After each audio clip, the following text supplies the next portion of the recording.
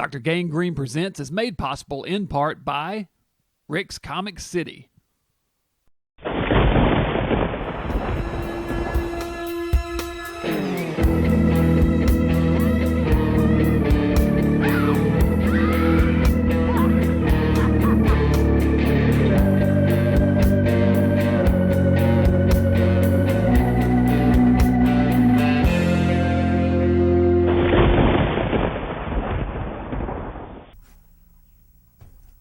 Greetings, Fright fans, and welcome into Dr. Gangrene Presents. This week's terror tale is a story of treachery and murder most foul, with gumshoe detective work from none other than Boris Karloff himself. I call this story Visions of Crime.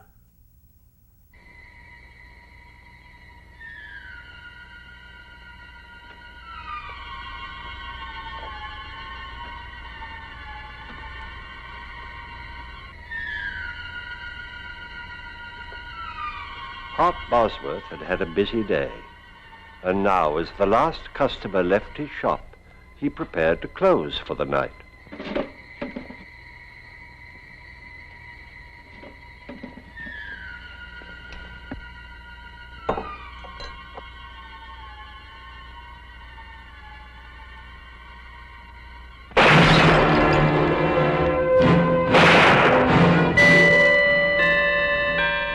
At this same moment, 150 miles at sea, George Bosworth prepared to retire, completely unaware of the incredible events which were about to occur.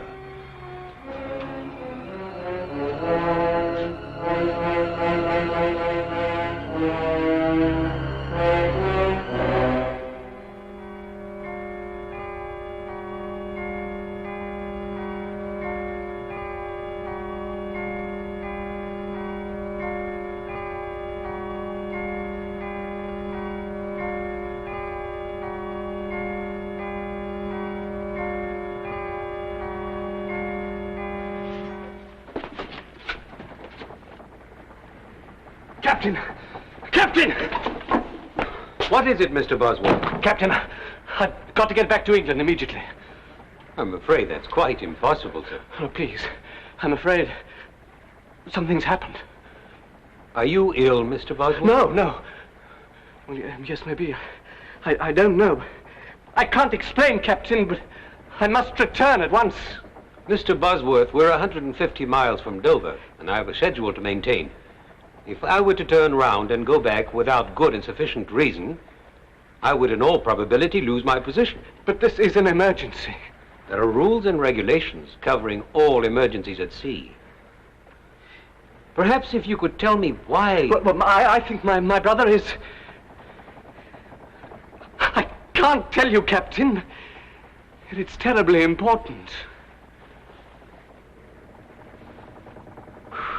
I'm sorry, Mr. Bosworth, but I can let you off at Ostend. There you can make connections with another ship and be back in England by tomorrow morning. What time will we dock? We should be there within the hour. I pray God, Captain, we're not too late. Bullet wound through the arc, fired at close range. Man's been shot. He's dead right enough. From the looks of things, nothing has been taken except money. Cash drawers empty. Which leads me to deduce that the motive for the crime was robbery. Got that, Orton? Yes, sir. I checked the Bosworth house. George isn't there. The place is shut up tight. That's odd. Him and Art usually close the shop together. Are you sure you heard the shots at 9:45? Right you are, Chester. 9:45 exactly. Just a minute, Bertha. A little less familiarity, if you please. This here is official police business, and I'm here in my official capacity. Until I've solved this crime, I'll trouble you to remember that I'm a sergeant in Her Majesty's Constabulary. Oh, I am sorry. From now on, I'll remember, Chester. Sergeant. You may proceed, Mrs. Clink. Well, I just put the kettle on. I always makes us a pot of tea in the evenings, just before retiring, as you might say. You know how Alfie likes to get to bed early. Yes. Get on with it. Well, I'd no sooner touched the kettle to the stove when I heard the shots. So I said to Alfie, that sounds like shots. And Alfie said, no. So I said to Alfie, Alfie, them was shots. And Alfie said... Never mind what Alfie said. What did you do? Well, the only light that was on was in Aunt Bosworth's shop. So I run down here to see if he'd heard them too. Imagine me horror and surprise to find poor Mr. Bosworth lying there in a pool of blood. Aha! And whose blood would you say it was? How long would you estimate this was after you first heard the shots, Mrs. Clink? Couldn't have been more than 5 or 10 minutes. Thank you very much, Mrs. Clink. That'll be all. But I haven't finished. If you've anything more to say, you can make a statement at the police station. But I know who done the murder. Mrs. Clink, you saw the murderer? Yes, I did. I see. Now, Just a minute, Constable. I'll handle this. Now then, Bertha, why didn't you give us this valuable information before this?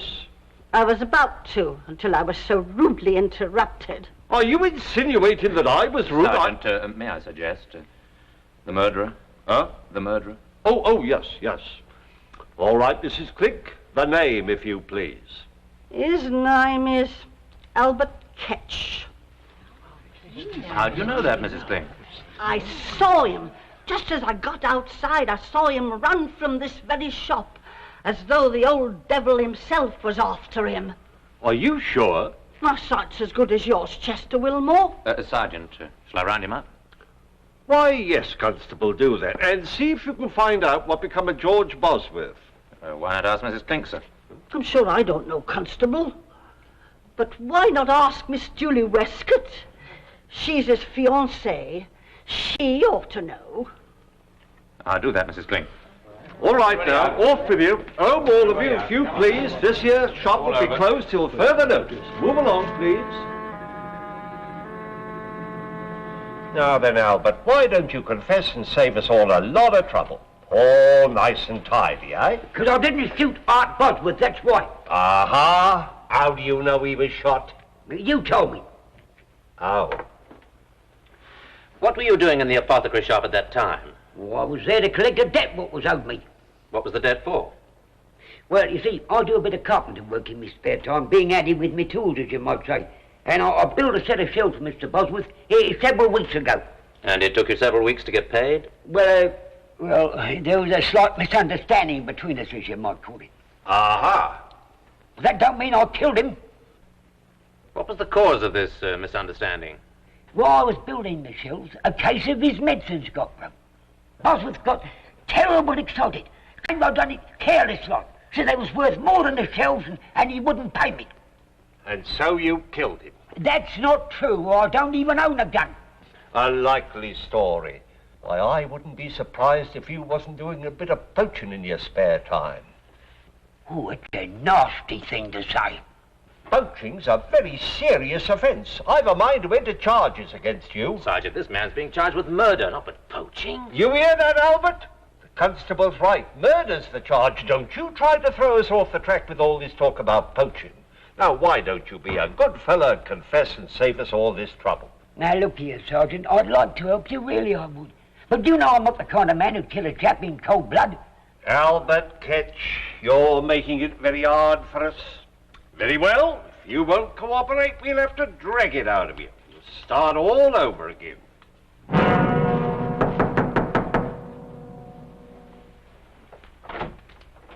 George, darling. What's happened? Come inside. Something's happened to Hart, hasn't it? Sit down. No, tell me. Yes, George, Hart is... Hart's dead. Too late. I'm too late. George, you were on your way to France. How did you get back so quickly? I had a feeling something was wrong. Who shot him? Who told you he was shot? Do they know who did it? The police have arrested Albert Ketch. Albert Ketch? But he didn't do it.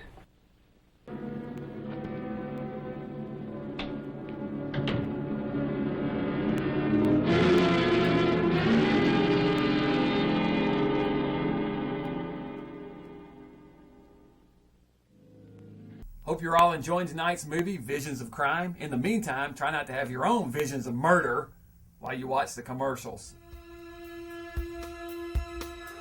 What sport did Boris Karloff enjoy playing? Answer after these messages. Summertime's here and everyone likes to get outside and enjoy the outdoors. But to keep the environment a safe, clean place, we need everyone's help. Cigarette litter is a fire hazard, environmental danger, and litter nuisance. Filters on a cigarette take years to decompose and can threaten aquatic life and water supplies. Take a second to properly dispose of cigarette butts in an ashtray or approved receptacle. Remember, considerate smokers don't litter. Don't be a bonehead. Dispose of those butts properly. And remember to go green with Dr. Gangrene. What sport did Boris Karloff enjoy playing? Answer, cricket. Welcome back, Fright fans. Tonight's shocking story finds young George trying to keep up the appearance of sanity while saving the life of an innocent man. And with good reason. The very moment I gave up my own appearance of sanity, I was driven from the old country here to Shackle Island by an angry mob. Amazing how quickly they could form. Well, enough of the tar and feathers. Now back to tonight's movie. Nothing back there, sir. Oh. Well, in that case, we'll have to continue our search in here. Ah, Mr. Bosworth, sir. Allow me to offer my condolences in this horrible tragedy. Thank you, Sergeant. They told me at the police station I'd find you here. May I ask what you're looking for? Clothes, Mr. Bosworth, clothes. And have you found any? Almost. But don't you worry, sir. We have the fiend what done this foul deed. If you mean Albert Ketch, Sergeant, he didn't do it. Why do you say that, sir?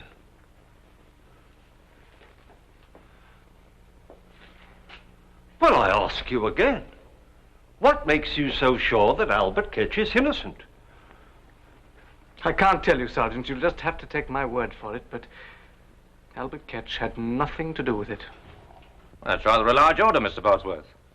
Asking us to accept your word without anything to back it up. Mr. Bosworth, sir.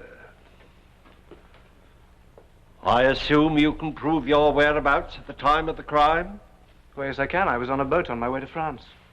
Mr. Bosworth, who else besides yourself stands to inherit your brother's estate after his death? Why, no one. I'm the only...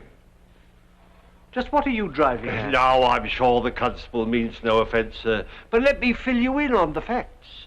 We have a high witness what places Albert Ketch at the scene of the crime. He had motive, he had opportunity. Sergeant, have a look here.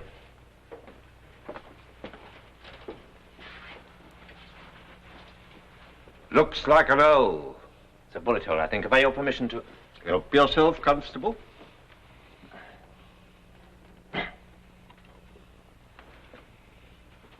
It's rather a small caliber. As you say, very small. I'm sure it comes from a derringer. A derringer? Well, wouldn't that prove that Albert Ketch had nothing to do with it? Why do you say that? Well, what would Ketch be doing with a little gun like that? Mr. Bosworth's right, sir. It's hard to accept the fact that Albert Ketch would be in possession of a derringer. Unless it was deliberately given to him by somebody.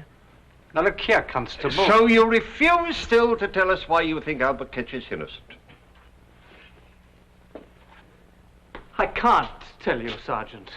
I'll submit a possibility to you, Mr. Bosworth. I'll submit it's possible you needed money badly enough to want your brother out of the way. I submit that your insistence on Albert Ketch's innocence may very well be more than just a desire to see justice done. And what do you have to say to that, Mr. Bosworth? Nothing. Am I under arrest? Not as yet, but I shall have to ask you to remain within call.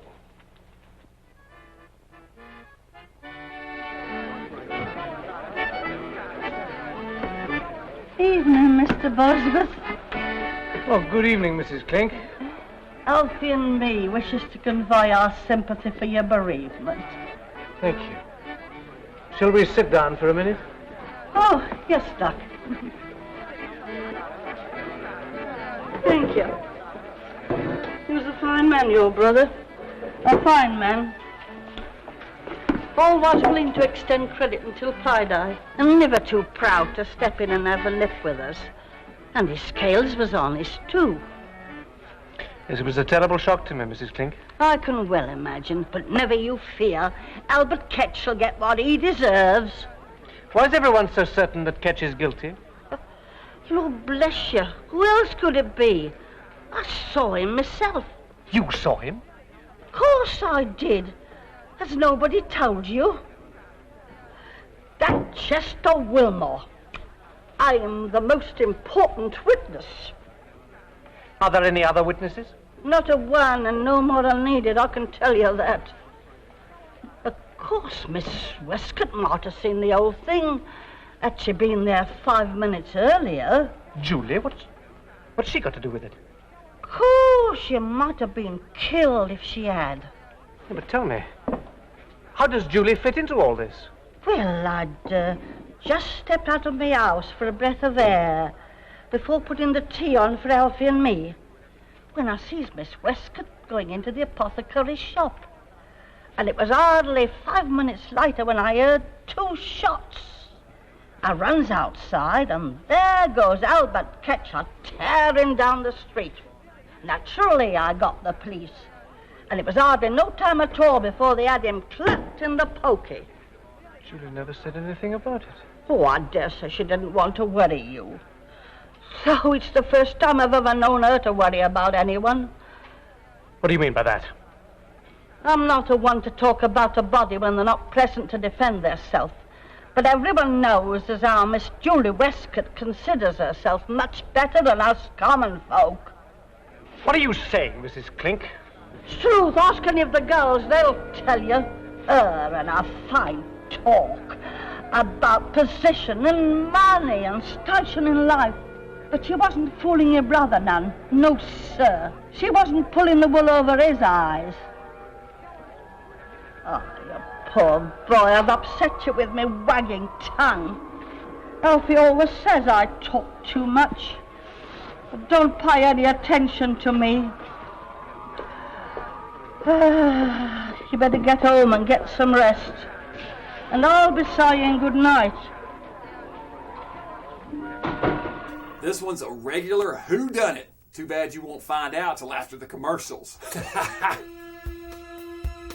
What was Boris Karloff's nickname? Answer after these messages.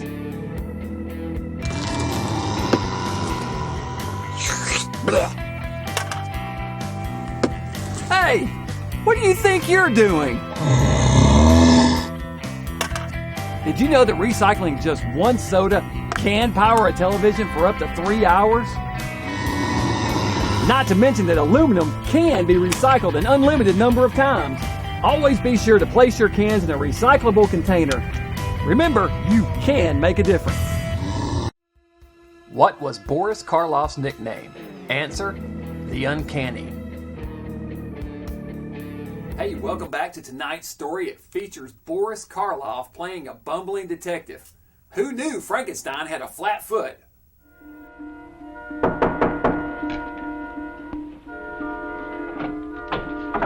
George, darling, I've been frantic. Where have you been? I've been walking.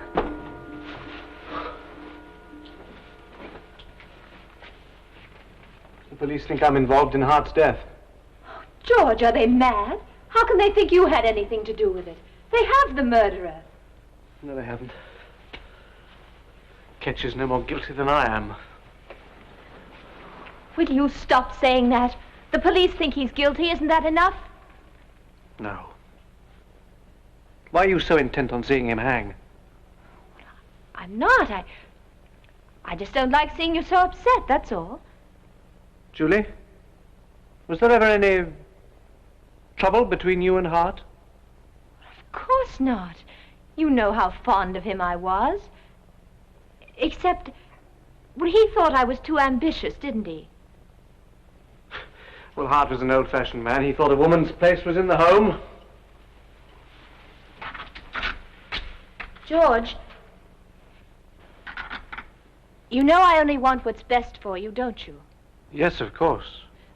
A woman needs security, a home, children, a husband she can be proud of. I know, you've been very patient. Well, not really, George. There were times during the last 5 years when I wanted to scream. When I wanted to say to Hart, why won't you pay George enough money so we can be married? He's earned it. He deserves it. But that's all over now. We can be married right away, can't we, George? Well, once a decent interval has gone by. Darling, we'll be so happy. Mrs. George Bosworth. I can't wait to see my friends' faces when I tell them.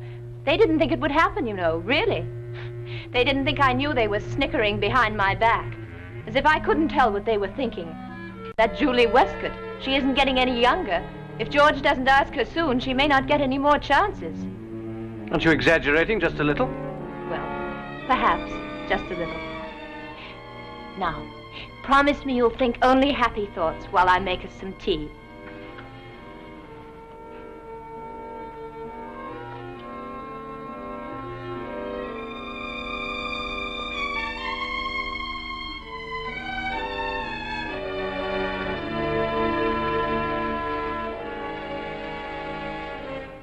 Julie?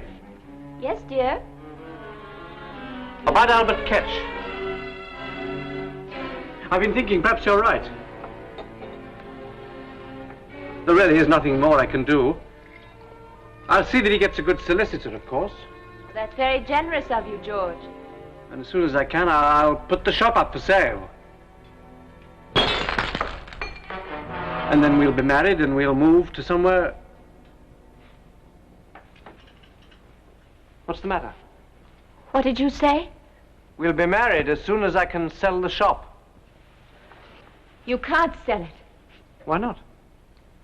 Oh, I know how you feel, but I can't stay here where everything reminds me of Hart. You don't know how I feel. Julie, what's the matter with you? Weren't you listening to me? We live here. Our friends are here. You're an important member of the community, and I'll be your wife, George. They'll respect us. As long as we're together, what does it matter where we live? I won't have it. The shop is doing well here. We have money and position. Do you think I want to start again at the bottom? Not knowing anybody, not being anybody? I forbid it. Julie, you're losing your perspective. I welcome your help, but I must make my own decisions. Welcome my help? Well, that's funny, George. Without me, there'd be no decision for you to make. What are you saying? You've had 5 years to make a decision, but your precious brother stood in the way. Well, I made it for you. He's gone, and I won't let you throw away everything I've worked for. George, listen. I did it. For you, for both of us. How could you? Julie! I wanted you.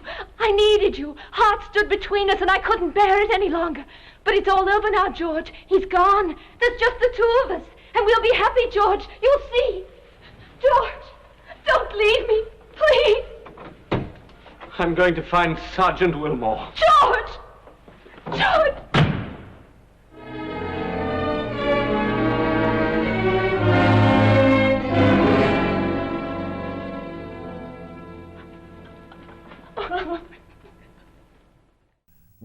Well, so the crazy girlfriend killed the brother. Just goes to show you a good woman is hard to find. Kind of reminds me of a girl I was sweet on once down at the mortuary. Turns out she was cold as ice. But a friend of mine was interested in her, so I told him he could have her. Well, that wraps up this week's episode of Dr. Gangrene Presents. Be sure and join us back here for another terror tale next week. Until then, stay mad.